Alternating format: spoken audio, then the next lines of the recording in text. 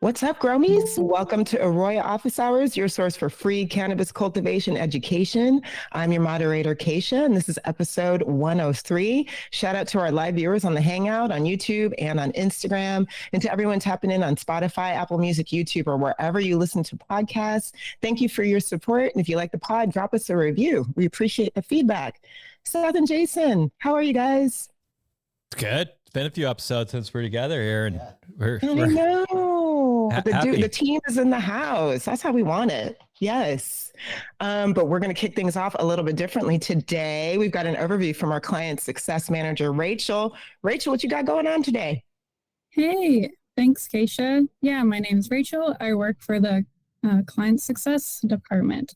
So today I wanted to go over cleaning your Terra sensors. So these guys, they get a little crunchy around the bottom there. If you see any salt residue, I really like to use a little bit of dish soap and a sponge. Nothing too crazy. You can use a scrubby and don't use any of those SOS pads. They're a little too much. If it's really on there, you can soak it overnight and just give it a good rinse, dry it off. You're good to go. One other point I like to make is about the climate stations. The climate station doesn't like to get sprayed, so make sure when you're doing any IPM events to put it in a little bag. Kill the bugs, not the sensors. So that's my tips and tricks for today. Thanks, Kaisha. Take it away. Rachel, you rock. It is so nice to have you on here. Thank you for dropping those best practices. We do get those questions from time to time. Seth and Jason, anything you want to add to Rachel's overview? I think she nailed it. Yeah. Thank you, Rachel. Yeah. We appreciate you, Rachel. All right, we're going to leave you to it, but we hope that you're going to be coming on the show a little bit more frequently so we can share some updates with the folks. Yeah? Yeah, heck yeah. Awesome. Thank you so much for coming. All right. Seth and Jason, you ready for our first question? I think so. Let's jump in. All right, guys. Let's do it. All right. So we got this one from Billy on Instagram. He writes, we have a room that we might have grown our plants a little too big for the substrate. We are in 1.25 gallon cocoa. We vegged for a similar amount of time as normal, about 10 to 12 days. With strains we've run many times, but this time a reduced plant count from around 10 to 12 per light to 9 per light. Now that we've gotten into the ripening stage, it is tough to keep the drybacks from being too extreme without a late supplemental P1 shot 2 hours before lights off. Could we reduce the total photo period for the last week or so to slow the drybacks some so that we could just have one irrigation window each day? What do you guys think? I mean, theoretically, you could. I don't think it's going to benefit you as much as doing that supplemental P1 irrigation that you have been doing. P2. It's still a P1 type kind of thing because we're not maintaining. Yep. So just that late afternoon little maintenance shot. Some people might call it a P3 because we're actually in the dryback period. But yeah, it sounds like you've kind of answered your own question there. Moving to a little bit larger media is going to help in the future. For this run, I'd stick with those 2 hours before lights off supplemental irrigation is to keep you out of the really low water content range, especially if you're in Rockwell. If you're in cocoa, then you might be able to get away with getting down there a little ways, maybe 25-30%. It's not going to drastically affect the plant at that point. Yeah, and you mentioned reducing photo period. You can have some success with that, just introducing not necessarily a shortened photo period, but reduced PPFD. So if you're running 1,000, 1,100, maybe peeling it back to 700, 800 to reduce a little bit of transpiration and help slow that down. So you're not pushing quite as extreme of a dryback, especially if we're looking at, late week 7, late week 8 on a 8 or 9 week cycle. We're not leaving a whole lot on the table by reducing the light too much at that point. And that might be a tool you can use to help you get comfortably through this round and then understand next round that hey, in this particular situation, we made this change. We reduced plant count. We got bigger plants. Okay, is the next move to potentially up the media size from the 1.25 to say potentially a 2-gallon because, hey, we got a better ratio of A to B bud off of this new arrangement? Or did it really not pay off in the end? And maybe, somewhere in between your current plant count and your old plant count was maybe more effective. So really using that crop registration to evaluate the experiment, I think, is what's important here. Yeah. And, specifically with ripening, I did want to bring up the idea of water use efficiency, WUE, in relationship to CO2 concentration. So if you do typically cut your CO2, you may actually keep it up in this specific situation just to make sure that you're supplying enough CO2 to keep your water use efficiency high. So, as we've talked about before, CO2 is one of those interesting things where we're actually, when we have a high enough concentration, the stomates don't have to transpire quite as much. The gas exchange can be reduced because we're able to get a higher concentration of CO2 in with less breaths from the plant, if you will. Outstanding. Thank you guys so much for that. All right. Good luck out there, Billy. Thank you for your question. Excuse me. We got another question here in the Hangout from someone named Seth. Seth is asking, how long after an initial rooting in period would you wait before starting the rooting process again with a slab? I'd like to aim for a 3-week veg using 4-inch Rockwell blocks onto uni slabs, and I'm not sure how to time it where they get the fast dry back advantage of the 4-inch, but still have time to fill out the slab before flipping. Thanks. What do you guys think? There's kind of a couple things to discuss here. Number one, taking advantage of that intermediate 4x4x4 or even 4x4x2.5 is a great option. Helps you really nail that veg. As far as timing goes, we're usually looking at a 10 to a 14-day veg before putting it on a slab. With certain strains, maybe going a little longer, but typically not. And then when you do transplant that onto the slab or your unislab, there's a certain action going on. So basically, the plant's producing all of its auxin out in the outer tips of the branches and pushing that down into the roots as it's rooting in. So a plant that's rooting into that slab, especially after that initial 5 to 7 day period, is going to have a lot more vigorous growth than a plant that was just in a 1 or a 2-gallon waiting to get that bigger irrigation. So as counterintuitive as it seems, flipping a pretty small plant compared to what you might be used to in a past before running a situation or a stacking situation like this, as counterintuitive as that seems, it actually works for you quite well. I mean, to some degree, the question was asking, all right, how long do we need after we've rooted our clone into our 4x? How long do we need until we can start rooting that cube onto the slab? And like I was saying, it's somewhat constrained because we absolutely need to prioritize the rooting in practices at each of those steps, right? So typically getting from a clone plug to being rooted into a 4x, we're looking at 3 days, maybe 4 days in pretty good conditions. And then we need to obviously, optimize what our veg growth looks like. I would maintain, looking at 2 crop registration factors. The first being, how much root mass are we seeing out of the bottom of that 4x4? And then obviously, what is our ideal plant height coming out of veg, which really has to be tracked from a previous harvest group and either modified or kept the same for this next growth cycle. I usually shoot for, around say 60% of the bottom of that cube showing exposed roots. And one of the things kind of here to think in mind is that we're working with a lot of factors. Obviously, we have the constraints of a schedule. We have the constraints of how this genetic operates. And then we also have the constraints of what I was talking about. So plant height and amount of roots. So really making sure we're balanced throughout that phase is really important. By the time we get to flower, typically in flower, we'll see, typically 5 to 7 days for that 4x4 to be well rooted into the slab. And at that point, then we can start our typical irrigations. Yeah, I think the thing to highlight there too is like the day 1 of transplant, throwing that cube on the slab, that is day 1 of flower. We're not really looking at allowing for a root in period before that. While in some situations that, may work out with your schedule, it's semi-beneficial, but not necessarily beneficial enough to make a difference in terms of rooting that plant in for, let's say, 3 to 5 days before flipping, compared to having an extra 3 to 5 days available in your flower room to, crank out more crops over the coming years.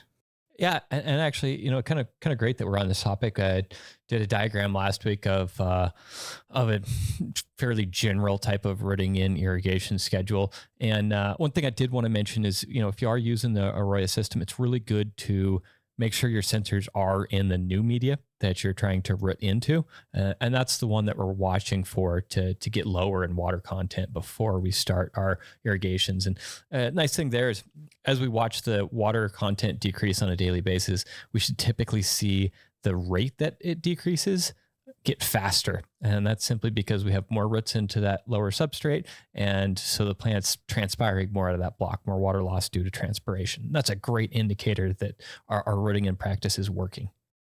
Yeah, I think something important to recognize too, or realize, and I think it's really cool because you can watch this. If you have two sensors, you can leave one in the top block and one in whatever your lower media is.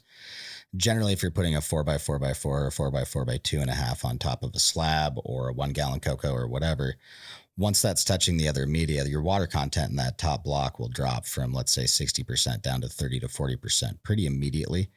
And that's just because gravity is helping that water move through a conductive media down below. So that's really what we're looking for, is that plant to latch in. Later in its life cycle, it's really not pulling much water, if any, from that top block. That was a vector to get to the final media. And also, part of the reason that the slab shape works so well, for instance, is that our plants are taking up water in the last, inch or 2 inches of that root mass.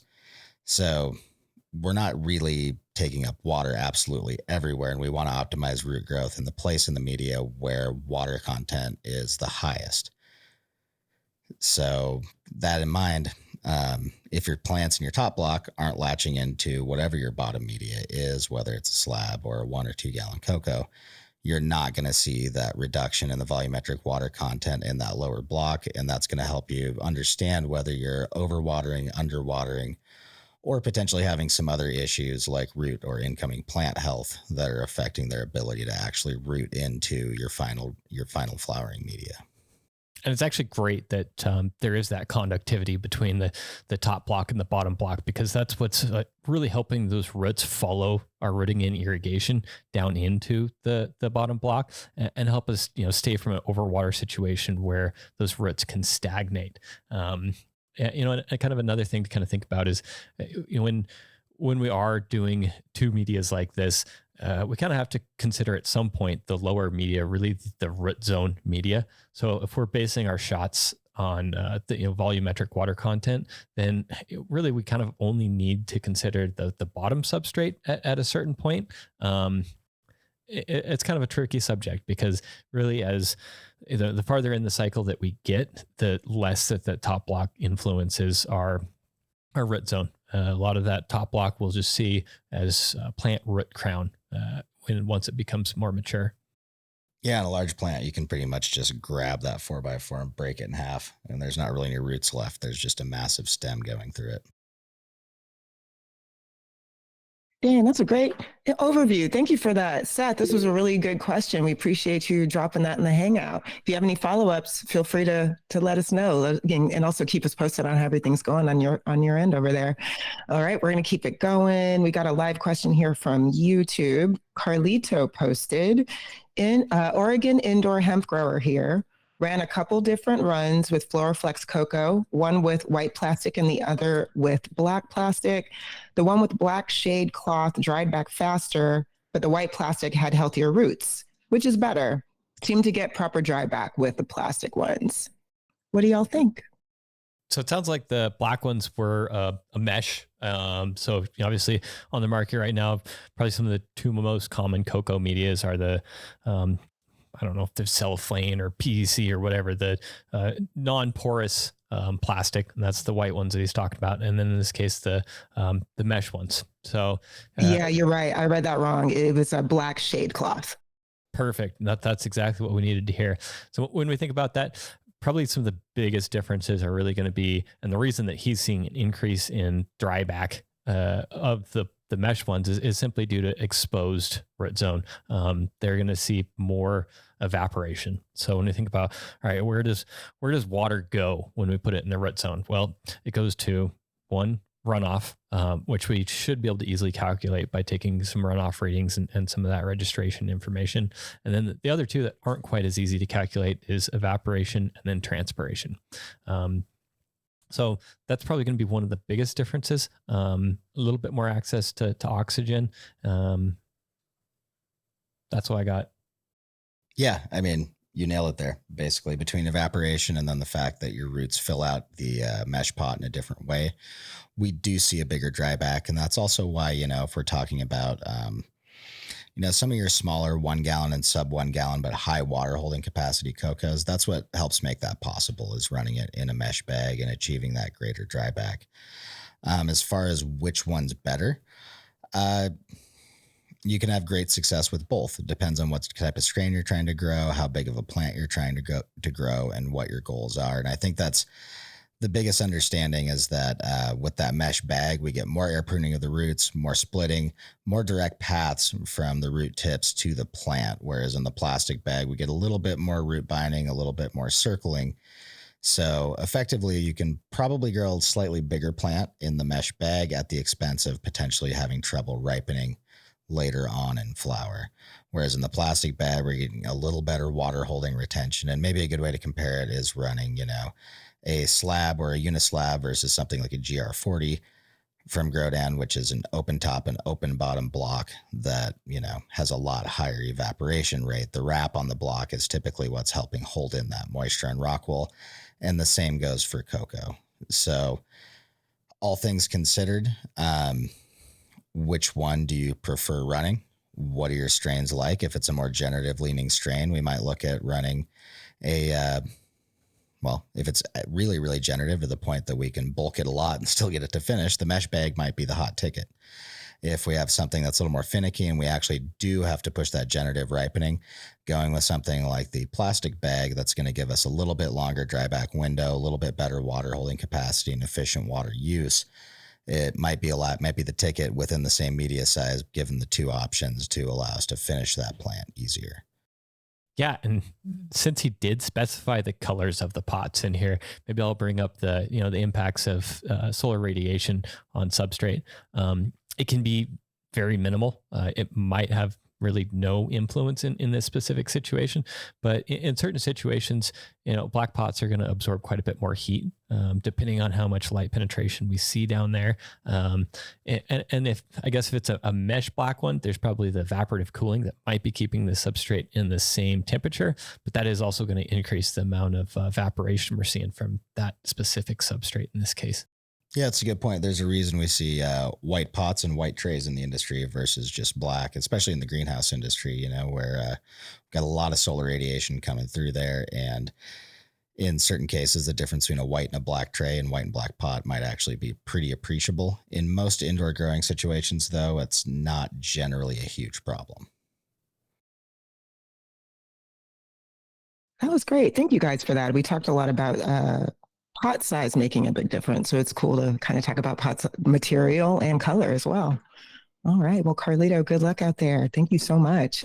We got a lot of comments coming in on YouTube. I'm going to go ahead and read this next question here. Hunter posted, I heard you say you like to get your P1 out of the way in about an hour. What shot size or intervals in between achieves this? Then what does P2 look like? Shot size and intervals to stack generative.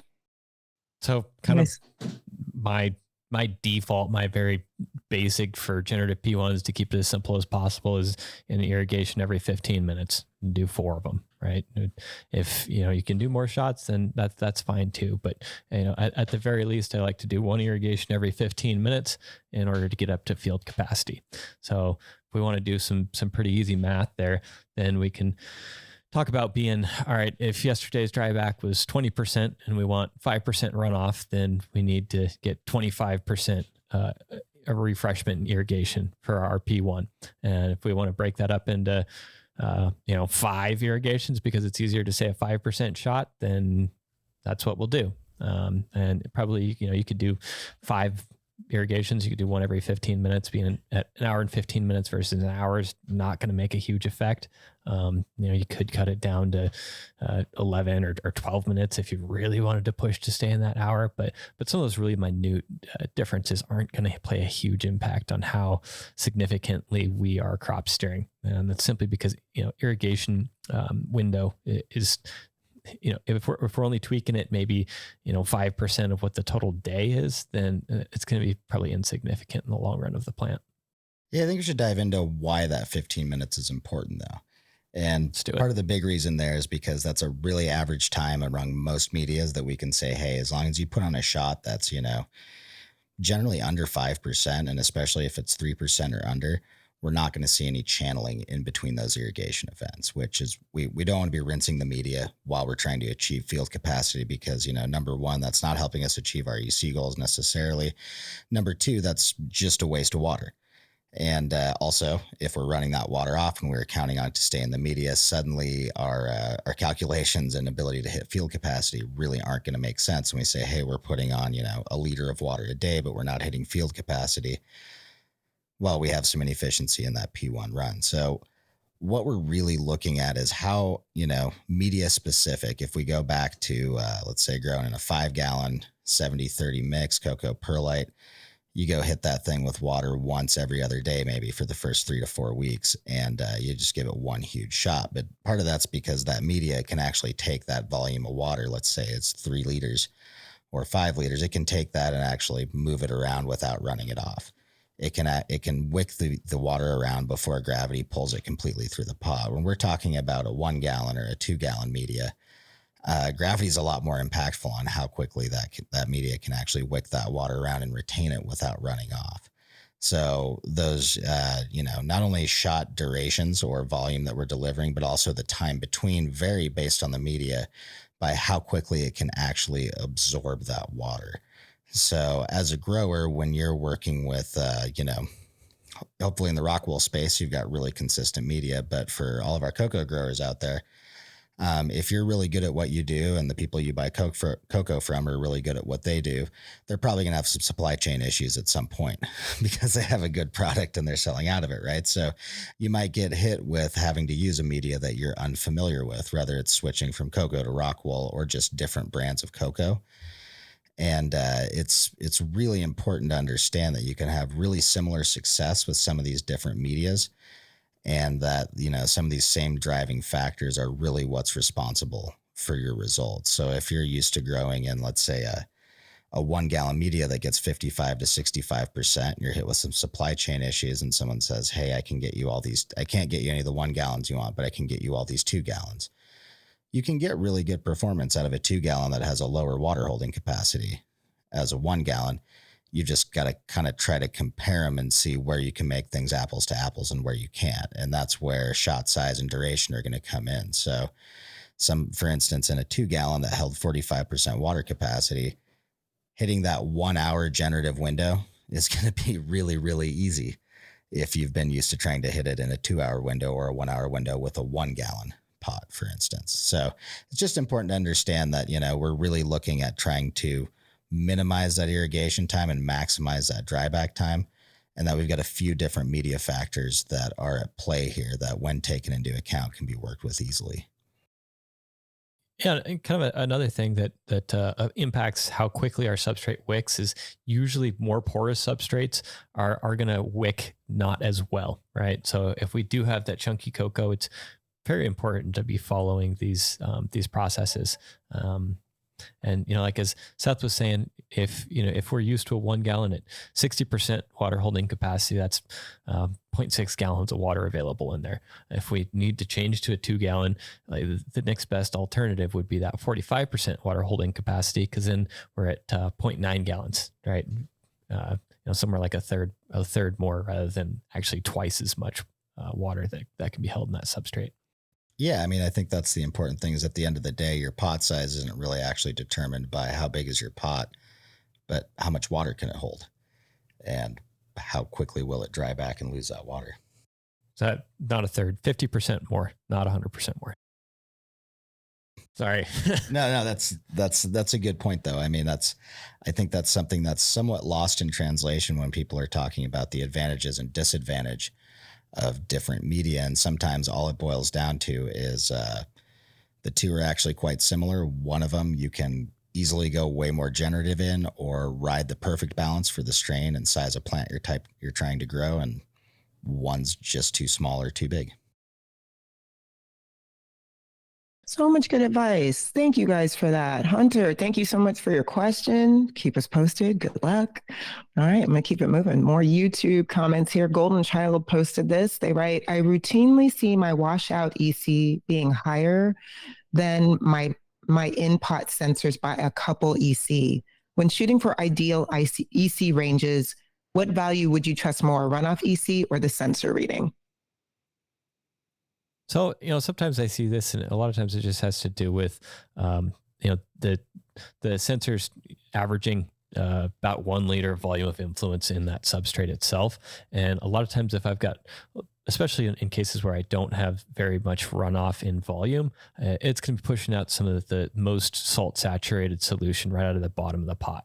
And so this would probably be that instance, in which case I would be using the root zone EC numbers for steering. Yeah, absolutely. Our runoff EC can be, influenced by a few things. What's your input EC? Obviously, that should be different than your runoff EC. But if your input EC is variable and we're actually seeing some channeling in that P1, are you confident that you have a true runoff sampler, or do you have some channeling going through that's altering it? That can be one factor depending on what your baseline EC is in the pot. And really what we're looking at the end of the day is, what is that value in the pot? So runoff is one thing. It's great. We can see different correlations between it being higher or lower than what we're seeing in the root zone for various reasons. But what we actually care about at the end of the day is, what is the root zone actually experiencing, what's going on in the rhizosphere? Because, for instance, if I push a huge irrigation or a lot of irrigation just to get runoff, to get a reading, as we've discussed ad nauseum on this podcast, like, you're not going to get a true runoff reading until you've slowly reached saturation through a true P1 event. So if I'm just trying to get runoff for the sake of testing, there's a good chance that really isn't representative of what's going on. And I had to create waste to get that reading, right? So personally, I think I always go back to the in-root zone reading, and I think Jason can agree as well. That's kind of the whole point of utilizing that technology. This allows us to take what we're seeing in our runoff readings and then say, here's what the root zone says. What can we correlate from that? And at the end of the day, usually it's that, hey, we push too much water too fast. That's what influenced this runoff reading. Or, more importantly for me is looking at pH and seeing how the pH in the root zone is doing, because that is one thing that is very difficult to measure in situ. And, most pH, I can't think of a single pH meter out there that allows you to very, very accurately stab a root zone and measure pH compared to liquid sampling. Yeah, another reason here is root zone dynamics. So just the simple resolution. If I take a snapshot of a day, I get, one runoff reading for looking at what the EC is. Now I have to generalize everything that's going on in that root zone with one reading. Whereas if, I have a substrate sensor in there, get readings every 3 minutes. And so I can absolutely characterize, this is what's happening after I feed. This is what's happening during dryback. And this is what's happening before I feed. Yeah, it allows us to confirm, any hypotheses that we have based on that runoff, right? You can say, hey, I'm getting higher EC, lower EC. I'm theorizing that it's feeding more or feeding less, but what is that EC in solution actually doing throughout that time period? So it takes some guessing out and allows us to, really narrow down on overfeeding, underfeeding, pH drift, like what is the true culprit? And, that's part of why we really hammer down on not flushing, is because that's, at the end of the day, flushing is kind of like an old school crutch. That's something we resorted to when things got way too out of line and we're trying to reset a balance, right? But moving forward into levels of higher and higher efficiency, not just in terms of like growing the most best product, but also general water efficiency in agriculture. we're looking at operating the most efficient system possible. And there's a lot of ways you can use irrigation strategy to mitigate problems before they happen. And one cool thing about cannabis production, even though, we're kind of in a box where we've really got to maximize what's going on in this room, we're getting so much data and turning over so many crops so quickly that if we have a situation that say, hey, we've got EC building too much, or actually it's not building enough and we have a pH drop, hey, that happened the last 3 runs on this strain. Let's adjust the feed schedule to mitigate that, rather than going with flushing, which we know is probably, if we have to try to reset that osmotic stasis or that osmotic balance in the root zone, and also reset the nutrient balance, pH, like that's going to shock the plant. We're going to lose some efficiency. So we can really take advantage of that, constantly accumulating data to make better choices the next time. And I think the big challenge is making every run as close to the same as possible so you can make those decisions intelligently. If you have, 10 variables every run that are constantly being changed, it's going to be really hard to pinpoint what made the difference.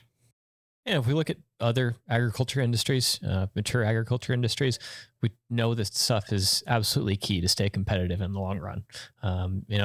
As some markets in cannabis consolidate and price per pound drops and or stabilizes, it's just super important to consider, how can we reduce our bottom line so that we can maintain an operating profit.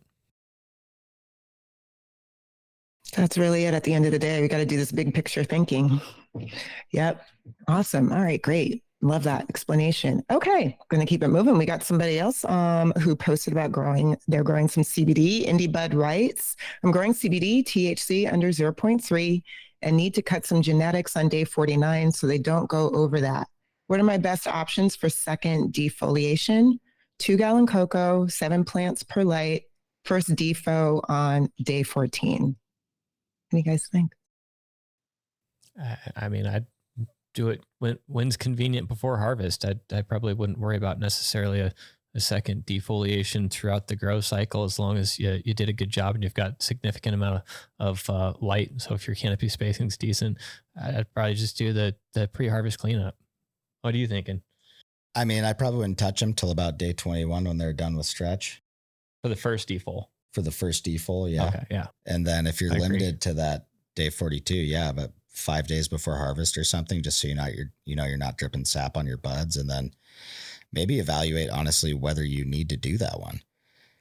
In this case, we're making the compromise and cutting the plants before we hit that non-hemp category, right? So quality is a certain thing we're leaving on the table somewhat.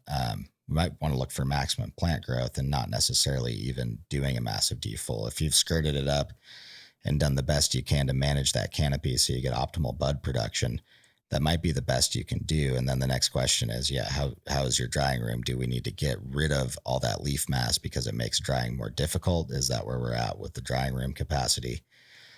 Because that's always something to evaluate, right? Like if we can dry with some leaves on, that's saving a lot of labor right before harvest, because it's really easy to pull those leaves off in the bucking process. Not a whole lot of extra labor there.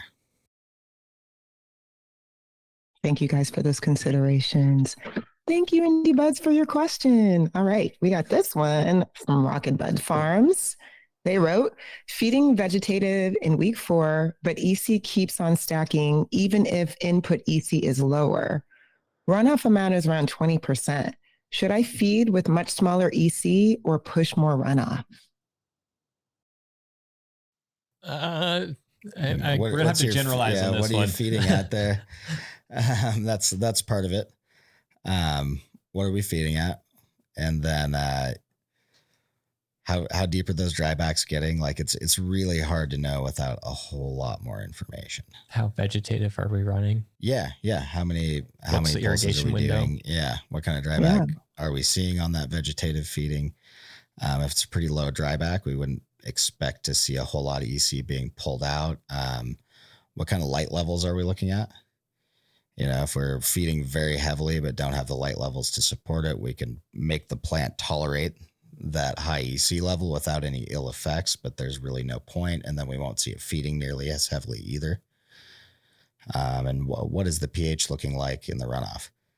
Are we getting a lot of channeling and as part of that 20% runoff? Is that pH coming out lower than input, higher than input, lower, how much lower? Those will all be valuable things to see. If that pH is coming off exactly the same or a little higher than your input pH, might be looking at an overfeeding and underlit situation for quite some period of time, / even having low VPD for a long time can influence that too, because we're not getting enough water uptake for the plant to feed as much as it wants to. Yeah. And you might even look at substrate size. If we're in a too large a substrate, we might just have more nutrients in that substrate than this plant can eat through. Yeah. As a baseline, I always recommend people try taking drop a clone into a 1 gallon pot, flip it at about 15 to 18 inches and see where that lands you. That's a really good baseline. There's a bunch of people and cultivators in general nationwide that run that program. And you can get a really good feel on, hey, is this a 2X, 3X, 5X size plant from flip? Is the 1 gallon going to be appropriate? And in that size, you can be pretty sure you're not going to overgrow it, and you can evaluate it from there. I think there's a tendency for some growers to lean towards either too small or too big of a media for a couple different comfort reasons. And it's good to really just baseline things in a really, really standardized middle of the ground fashion and see where you can go from there. Because we always want to start, any of these strategies, at least in my opinion, with promoting quality and plant health first. And then how can we optimize it in expanding on actual yield? Because if you, for instance, flip a 3-foot tall plant in a 1 gallon pot and blow it out, you're not giving that plant a fair representation of what it could do, right? And you might accidentally throw something away that actually is really good if you grew it in a 2 gallon. This reminds me of a question that we had a few weeks ago. It was asking like, all right, how do we crop steer for a new genetic, or how do we crop steer when we're pheno hunting? And it's a really hard question to answer. I'm pheno hunting right now. Gently is the answer. Right. The answer. To be honest, guys, I go as generatively as possible when I'm, initially looking at a pheno hunt or just running things that aren't clones altogether, because I know I have a lot of variation. When I put out those seeds, rarely do I get a batch of seeds where they all, germinate and sprout the exact same day in a way that I don't have a little bit of difference right off the bat. So I'm already fighting that from the beginning. And then I know that I want the best, at least for my own personal selections, the best nose that plant can offer. If I'm only hunting through, let's say 20 to 50 plants, I'm generally going for quality. And so I want to grow it the way that I know promotes the most quality, which is the most generative possible, generally speaking. And then, yeah, again, if that doesn't produce the result I want, but I have, in yield, but I have an amazing genetic, okay, now I'll go back and look at where can we start chipping away and really dialing down this crop steering strategy to get this thing to produce. Oh my gosh, amazing. Well, first of all, at some point, Seth, we're going to need to talk about what you're pheno hunting. So we'll stick a pin in that for another episode. Rocket Bud Farms, we appreciate your question. And the guys gave you a bunch of considerations, but if you want to share more information with us so we can get more detailed on your situation, feel free to drop it on YouTube and we'll follow up. All right. This question came in from Instagram. I've never heard it before, so I thought it was a good one. Mike wants to know, when do you start drybacks? Drybacks just start after the last irrigation. Yeah, every day. From essentially like once you stick your clone in the cube, we're looking for that first dryback to know when to water. That's the dryback is always our indicator that the plant's uptaking water. We can set a percentage of dryback that's equatable to a certain amount of water out of a given media and say, hey, we want to hit, general rule of thumb is about 10% dryback with any given irrigation strategy. More is often better, but that's a good plant health indicator. So yeah, if your plants aren't doing any dryback, you're either overwatering, you're under dehumidified, or there's another problem that means that your plants aren't uptaking water. And actually, since we're kind of hitting on lots of dryback questions, where does water go? Let's make a little diagram here, and we'll talk about one of the things that I always look for. It's kind of really obvious to me about how well are my plants drinking? How well are they photosynthesizing? So got our whiteboard here. Let's say I thought you were going to go upside down. I was going to be impressed. Could have. We're going to draw a little sun. This is going to be our photo period on. And we've got a little, oh, that's a terrible moon. All right. So let's say, we've got up to, do we want to do generative or vegetative? Let's do generative just because it's easier. So let's say we've got up to field capacity.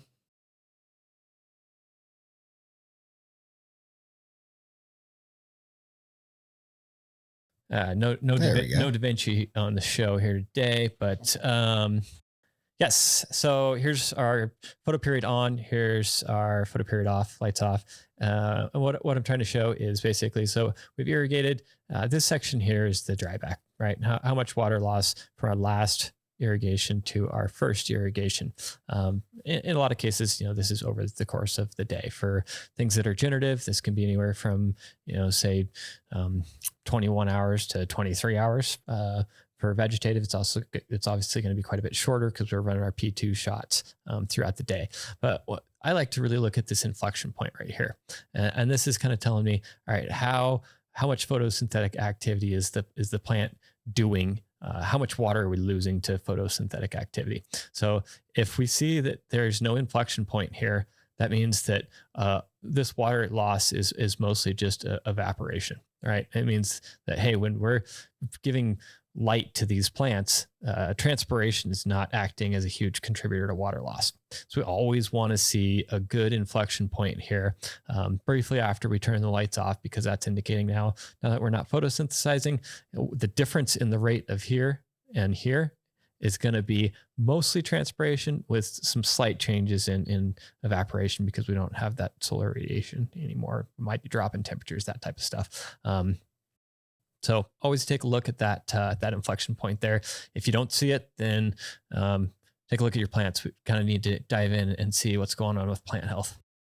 Yeah, this is kind of tangential too. If that inflection point isn't, if it's slowly getting flatter and flatter, start looking at your overnight humidity and make sure you are actually maintaining some VPD overnight as well.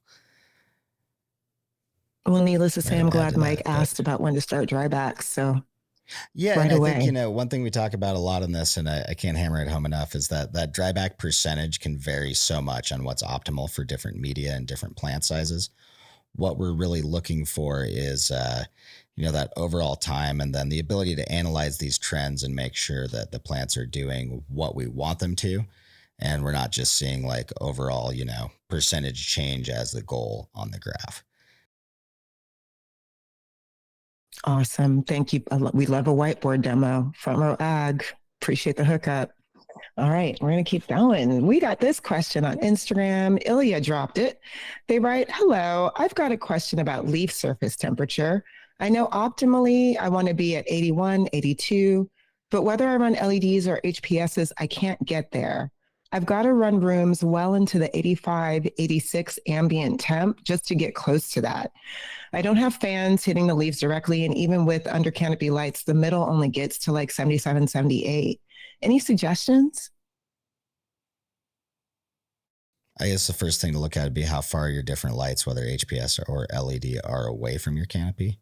And I've seen a lot of situations where 1,000 watt HPS or the 1-to-1 1,000 watt replacement LEDs are strapped up fairly high, especially if they're on like a 5x6 light spread or something bigger. So that's definitely one thing to check out. And also why leaf surface temp, we always often talk about there being, HPS is above ambient room temp and LEDs below, but that is not always the case depending on, how far your lights are away, what your airflow is. And then, that light spread, you might actually not be getting as much light as you hoped in the situation. That might be part of why, for instance, shoving under canopy lighting in there, inner canopy lighting was a great solution at the time, because you're just not getting enough light radiation to those leaves. As far as focusing on that 80 to 82, I guess I would see how my system is doing up in that 84 to 85 range. I definitely have run into situations where that, I think Jason, you can back this, that seems to be appropriate, especially in some of these LED grows with bigger rooms and lots of airflow to consider. However, if you're finding yourself pushing above 86, 87 to try to achieve that, 78 to 80 is still pretty good. Yeah. Some things that I would look at, one would be my sampling practices. So are my sensors, are they accurate enough? And am I using the same sensors? Like, because obviously if you're doing leaf temp, you're probably using either infrared radiometer or some type of thermal camera. Is it decent enough to make you trust some of the numbers that you're seeing? And what's the plus or minus on the other equipment that you're using? That might just give you an idea of, all right, can I completely trust as I start to get super dialed in with these numbers? A lot of the cheaper infrared radiometers that we see on Amazon and stuff aren't as accurate as we'd hope. And then another thing I would also try to think about or check for sure is, what are our CO2 levels? If we're not at sufficient CO2 levels, we can experience that, that lower water use efficiency that I was talking about. So, what is keeping leaf surfaces cool is the fact that they're expelling water vapor from the surface via the stomates, and the evaporative cooling effect of that water coming out of there is what's keeping that leaf cooler than its surrounding environment. So if we don't have enough CO2, then we've got more water vapor coming out of that leaf surface, which could contribute to lower than expected leaf surface temperatures.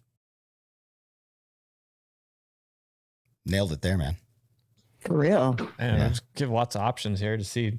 Investigate. Yeah, and I think one thing I find helpful too is getting, even spending a little over $2,000 on like a FLIR gun or a thermal camera that you can use to visualize averages, because man, you can spend a lot of time with a laser thermometer getting hundreds and hundreds and hundreds of samples, trying to figure out what your average leaf surface temperature is and map it throughout the room, which can be frustrating on some strains versus others. And sometimes having a tool that helps you get a much better understanding quickly of the average, even if it's based on color scale, and knowing that a certain color scale is related to a certain temperature, you can save a lot of time and dial it a little quicker.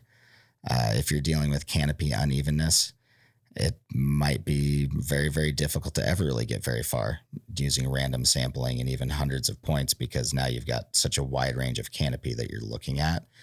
And we've really got to pick like, hey, what's our optimal point of growth in the canopy? What level are we looking at achieving the most biomass production, and what are we seeing there? And everything outside of that is always going to be somewhat of an outlier.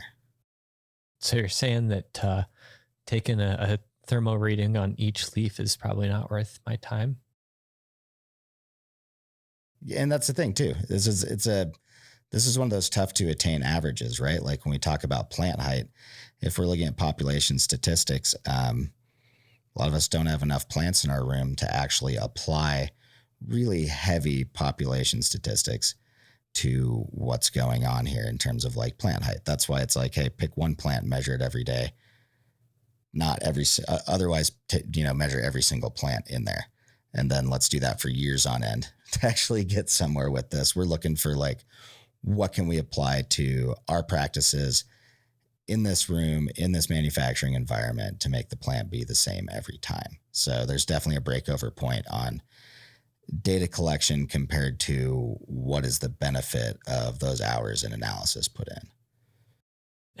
And I don't get paid by the thermal camera manufacturers, but I pitch these on pretty much every client that I talk to. Not only are they great for leaf surface temperature, but they're awesome for taking a look at equipment maintenance. Do I have motors that are overheating? How hot are my ballasts? What is the impact of my light levels on leaf surface temperature? And then also looking at irrigation. So that was one thing that blew my mind, was how many clogged emitters I found using that thermal camera and pointing it at the surface of the substrate while I irrigated. Running pipes, ducts, there's all kinds of places you can use that to validate blockages, see inefficiencies. And, that's one thing that I know personally going into this. I, watched a facility go throughout a few years and, break some equipment, replace equipment and stuff.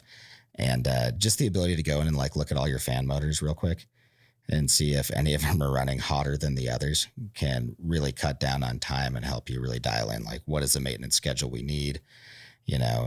Something as simple as, hey, that dehumidifier unit's not working very efficiently.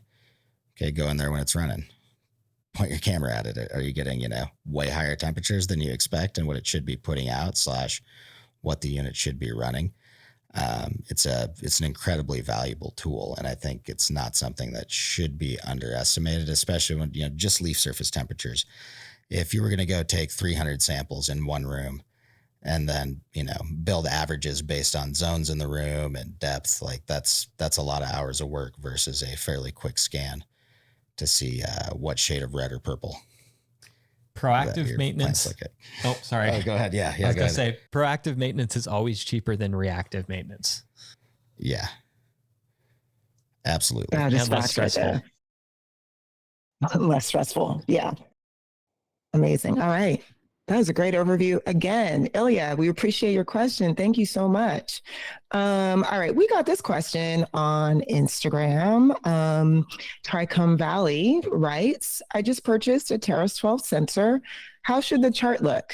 How do I read and interpret the information so I could make a call to say if my EC is too low or too high, for instance? Does it mean something when the volumetric water content line goes below the EC line?